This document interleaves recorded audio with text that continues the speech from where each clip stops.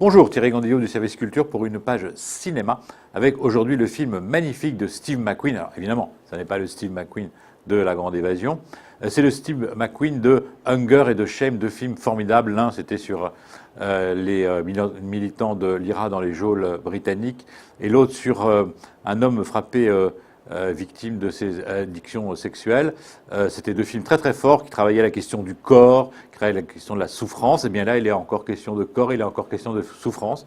Mais dans l'Amérique du 19e siècle, alors 12 Years as a Slave, 12 années d'esclavage en français. En fait, ce sont les mémoires d'un homme qui a vécu, il s'appelle Solomon Northup, qui a vécu donc au milieu du 19e siècle. Alors c'était un bon petit bourgeois, il était violoniste professionnel, il avait une femme et des enfants, il était intégré très bien dans sa petite ville de l'État de New York. Là, il n'y avait pas l'esclavage, il pouvait prétendre à une association sociale pour lui et pour ses enfants, pour sa famille.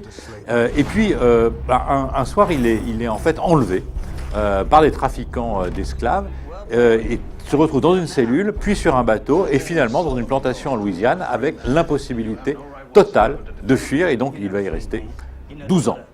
C'est absolument extraordinaire, c'est passionnant, c'est très très violent. Alors je peux vous dire que les scènes de fouet, les scènes de torture sont d'une violence, je dirais pas insoutenable. C'est-à-dire que en fait c'est filmé d'une façon très directe, très frontale et en même temps très subtile.